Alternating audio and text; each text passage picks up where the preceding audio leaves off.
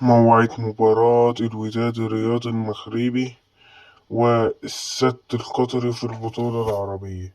ستقام المباراة تمام الساعة 4 مساء بتوقيت مصر الصيفي، ومكة وبغداد والأردن هيكون الساعة 5 مساء بتوقيت الإمارات وقطر والبحرين.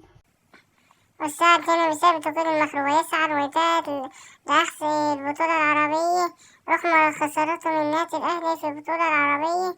ويسعى السد لتحقيق البطولة لتعويض الدوري الذي فقده من التحقيق غير الدخيل.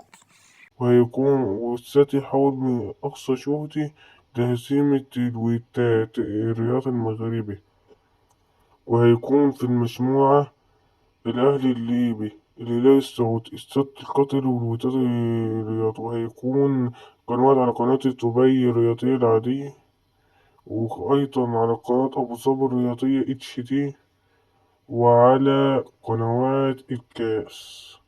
ولا تنسى الصلاة على النبي.